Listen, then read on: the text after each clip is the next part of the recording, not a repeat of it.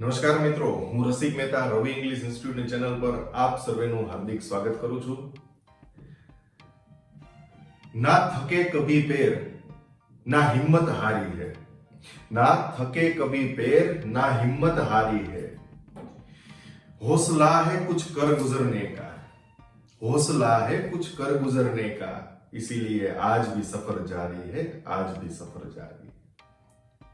नन्ही सी चींटी, इस लाइन पे गौर फरमाएगा दोस्तों, अर्ज किया है नन्ही सी चींटी जब दाना लेकर चलती है, नन्ही सी चींटी जब दाना लेकर चलती है, चढ़ती दीवारों पर 100 बार फिसलती है, चढ़ती दीवारों पर 100 बार फिसलती है, आखिर उसकी मेहनत बेकार नहीं होती, आखिर उसकी मेहनत बेकार नहीं होती, कोशिश करने वालों की कभी हार नहीं होती, कभी हार नहीं होती. આવો મિત્રો, આજનો લેક્ચર શરૂ કરવા જઈ રહ્યા છીએ. જન્માષ્ટમીની રજાઓ તમે બધાએ માણી હશે અને આ પીરિયડ આપણે લેવા જઈ રહ્યા છીએ. ત્યારે પાર્ટ 5 ની અંદર આપણે મોડલ ઓક્સિલરીઝ છે એના ઘણા બધા મુદ્દાઓ સરસ રીતે સમજ્યા હતા અને એક સરસ મજાની પ્રેક્ટિસ આપી હતી જેમાં 16 બ્લેન્ક્સ હતી. એ 16 બ્લેન્ક્સના આપણે આજે જવાબ લેવા જઈ રહ્યા છીએ. તો પહેલા આન્સર આપણે ચેક કરતા જઈએ મિત્રો. આન્સર્સ ઓફ ધ પ્રેક્ટિસ અને પાર્ટ 6 હું તમને આની પછી સમજાવવા જઈ રહ્યો છું. એની અંદર ખાસ શુડ અને વોટ ટુ છે એના જે કન્ફ્યુઝન છે આપણે દૂર કરવાના છીએ. શુડ અને વોટ ટુ ના કન્ફ્યુઝન. તો પહેલો આન્સર આપણે સમજીએ મિત્રો. નો વન ખાલી જગ્યા smoke as it is injurious to health. No one ખાલી જગ્યા smoke as it is injurious એટલે નુકસાનકારક છે. તો શુડ છે એ સલાહ બતાવે છે, વુડ છે એ ફ્યુચર ઇન્ડિકેટ કરે છે, કુડ છે એ પાસ્ટ ઇન્ડિકેટ કરે છે. તો આમાં શેની જરૂર છે કે કોઈએ સ્મોક ન કરવું જોઈએ. એઝ એટલે કારણ કે it is injurious to health, આપણી તબિયતને હાનિકારક છે. તો જોઈએ એટલે કે શું આવશે મિત્રો? શુડ. પહેલી બ્લેન્કમાં શુડ. સેકન્ડ આન્સર ખાલી જગ્યા you sing a song for me please. બરોબર છે, એક નમ્ર ભાવ બતાવે છે, પોલાઇટ રિક્વેસ્ટ છે. આપણે અગાઉ વાત થઈ હતી. શુડ છે એ સલાહનો ભાવ બતાવે છે. હવે બે ઓપ્શન રહ્યા. કુડ ભૂતકાળ બતાવે છે. તો રિક્વેસ્ટ માટે શું આવશે મિત્રો? Would you please. બરોબર છે, would you sing a song for me please. Third answer જોઈએ. The red light is on. Full stop. You ખાલી જગ્યા સ્ટોપ. હવે જ્યારે રેડ લાઇટ ઓન હોય, ગ્રીન લાઇટ ન હોય ને રેડ લાઇટ ઓન હોય તો આપણે શું કરવું જોઈએ? હળવી સલાહ કે અટકવું જ જોઈએ, નહીતર દંડ થાય. તો એ ફરજિયાત પણ બતાવે છે, ફોર્સ બતાવે છે. It means must. You must stop. બરાબર છે, આપણી ફરજ બતાવે છે, જે અનિવાર્ય જરૂરિયાત છે એની વગર ચાલવાનું જોઈએ, અટકવું જ જોઈએ, નહીતર આપણે દંડ ભરવો પડે. Fourth, my friend was sick. મારો મિત્ર બીમાર હતો. સો હી ખાલી જગ્યા not come to school yesterday. હવે સમજીએ. મિત્ર બીમાર હતો, ભૂતકાળ બતાવે છે, ભૂતકાળનો સંદર્ભ બતાવે છે. શુડ સલાહ બતાવે. વુડ છે હમણાં જ આપણે લીધું છે, અહીંયા આગળ રિક્વેસ્ટ બતાવે છે. હવે આપણી પાસે એક જ ચોઈસ રહી અને આમે તમે જોશો તો આ જે સ્થિતિ બતાવે છે સલાહનો ભાવ છે કે જે વર્તમાન અવસ્થા હોય. આ રિક્વેસ્ટ બતાવે છે. કેનનું ભૂતકાળનું સ્વરૂપ છે એ કુડ છે, એટલા માટે અહીંયા he could not come to school yesterday. ગઈકાલે ન આવી શક્યો એવી વાત થશે. Fifth, this is an easy question. આ સહેલો પ્રશ્ન છે. I ખાલી જગ્યા આન્સર it. તો હું આન્સર આપી શકું છું. શું કામ? કારણ કે સહેલો પ્રશ્ન છે. કદાચ આન્સર આપીશ, નહીં બને. લેટ તો આપને ખ્યાલ જ છે, બરાબર? તો અહીંયા કેન આવશે કે હું એનો જવાબ આપી શકીશ. સિક્સ્થ, યુ ખાલી જગ્યા નોટ સ્પીટ હિયર. સ્પીટ એટલે થૂકવું. તો તમારે અહીંયા ન થૂકવું જોઈએ, ન થૂકશો કે થૂકવા દેશો. તો લેટ તો આમાં આવવાની સંભાવના નથી મિત્રો. હવે બે ઓપ્શન બાકી રહ્યા છે, શુડ અને વુડ. તો અહીંયા આપણે સલાહનો ભાવ છે કે સામેવાળાને સલાહ આપીએ છીએ. You should not spit here. તમારે અહીંયા થૂકવું ન જોઈએ. ત્યારબાદ 7, હાઉ ખાલી જગ્યા you ride the bike without brakes. Need કેવી રીતે જરૂર છે એમ તો હોય નહીં. હવે બે વાત આવે છે, ડેર અને શુડ. શુડ એટલે સલાહ. તો સલાહનો ભાવ છે એ પ્રશ્નમાં તો હોય નહીં. હવે વાત છેલ્લી છે કે તમારી હિંમત કેમ થઈ. How dare you ride the bike without brakes. તમારી હિંમત કેમ થઈ બ્રેક વગરની બાઇક ચલાવવાની. ઓકે, હવે પછીના આન્સર્સ આપણે જોઈએ. So friends, let's continue. પછીના આન્સર્સ જોઈએ છીએ. 8 number, when Rahul was in Ahmedabad. જો રાહુલ અમદાવાદમાં હતો, was means હતો એટલે past છે એ ઇન્ડિકેટ થાય છે, બરાબર. કોમા he ખાલી જગ્યા visit law garden every Sunday.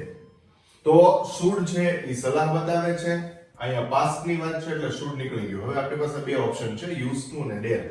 ડેર છે એ હિંમતની વાત છે. તો હવે આપણે એવરી સન્ડે એટલે દર રવિવારે ભૂતકાળની વાત થાય છે. તો જ્યારે રાહુલ છે એ અમદાવાદમાં હતો ત્યારે એ એવરી સન્ડે દર રવિવારે લો ગાર્ડનની મુલાકાત લેતો. એની ભૂતકાળની દિનચર્યા બતાવવાની છે, યુઝ ટુ આવશે મિત્રો, બરાબર. ત્યારબાદ પછીનું 9 number, our uncle is means વર્તમાન, નોટ ખાલી જગ્યા વોકિંગ લોંગ ડિસ્ટન્સ, લાંબુ ચાલવાથી. હવે શકે છે, ટેવાયેલા છે કે કદાચ, તો સમજવા જેવી વાત છે. કેન છે એ ક્યારે આવી શકે, એમિઝાર ન હોય તો, કારણ કે એમિઝાર અને કેન સાથે ક્યારેય પોસિબલ નથી. તો our uncle is not use to આવશે, બરોબર છે, થી ટેવાયેલા નથી. Is not use to walking long distance. 10મો આન્સર લઈએ, વોટ ખાલી જગ્યા યુ લાઈક ટુ ટેક, તમને શું લેવું ગમશે, ફાવશે. તો આપણે આગળ વાત થઈ હતી મિત્રો, કુડ છે એ ભૂતકાળનો સંદર્ભ બતાવે છે, નીડ જરૂરિયાત બતાવે છે. વુડ છે એના બે કામ છે, એક ઈ પોલાઇટ રિક્વેસ્ટ માટે વુડ યુ પ્લીઝ અથવા would you switch off the fan please, એ રીતે તમે વાપરી શકશો. અને બીજો ઉપયોગ જે એનો છે એ લાઇકિંગ એટલે કે ગમો અણગમો ફ્યુચર ઇન્ડિકેટ કરવાના સંદર્ભમાં તમે વાપરી શકો છો. વોટ વુડ, બરોબર, what would you like to take, T or coffee.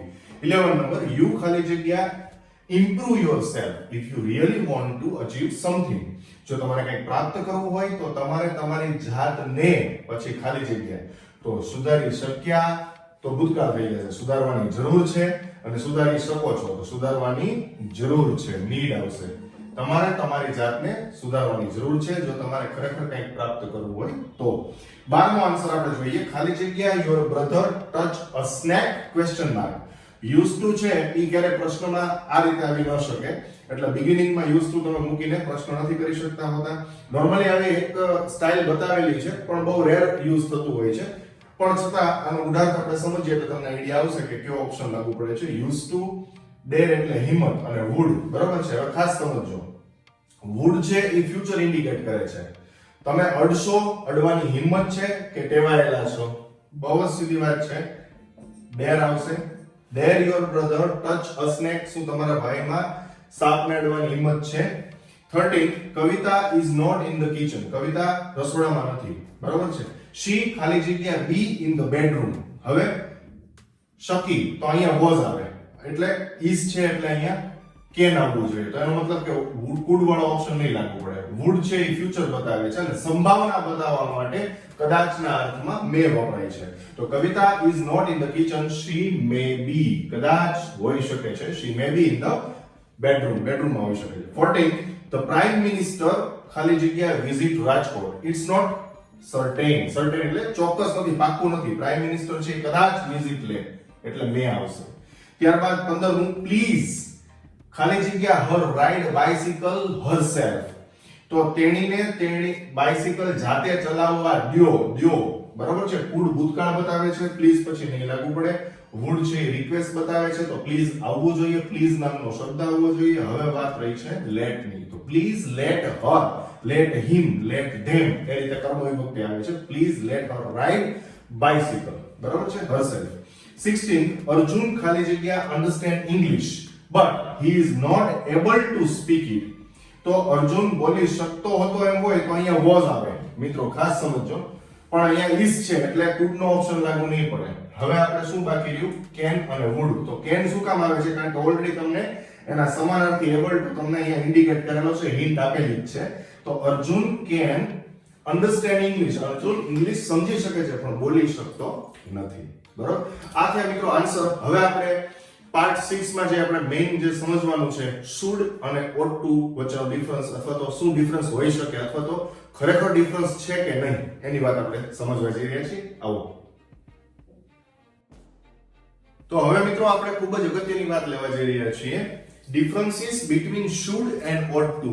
મોટા ભાગના સ્ટુડન્ટ્સ, ઘણા લોકોને આમાં કન્ફ્યુઝન હોય છે કે should અને ought to વચ્ચે શું તફાવત છે, બરાબર. નિરાંતે સમજીએ. જો should જે છે જેને આપણે ખાલી લાસ્ટ વર્ડ તરીકે લઈએ તો એ હળવી સલાહ, જોઈએ જોઈએ જોઈએ વાક્યના અંતમાં આવશે. એટલે હળવી સલાહ નૈતિક ફરજ બતાવે છે. બરાબર છે. પણ એની સાથે મેં એક અહીંયા નવી વાત એડ કરી છે, જોજો તમે. સંભાવના. નવી વાત એડ કરવાનો મતલબ એ નથી કે મારા પોકેટમાંથી કાઢીને મૂકું છું. જે ઓલરેડી ઓક્સફોર્ડ અને કેમ્બ્રિજ યુનિવર્સિટીના ગ્રામરની અંદર બતાવેલું છે એ જ હું તમને સમજાવવા જઈ રહ્યો છું. મારી કોઈ અંગત વસ્તુ નથી સમજાવવા જઈ રહ્યો. શુડ એટલે જોઈએ, નૈતિક ફરજ, સલાહ અને સંભાવના પણ દર્શાવે છે. એને હમણાં આપણે સાર્થક કરીએ. ought to જે છે મિત્રો, ought to પણ જોઈએ, બધા વાક્યના છેડે ought to એટલે જોઈએ જોઈએનો સંદર્ભ આવે છે અને એ પણ નૈતિક ફરજ અને સલાહ બતાવે છે. હવે ખાસ સમજવા જેવી વાત છે.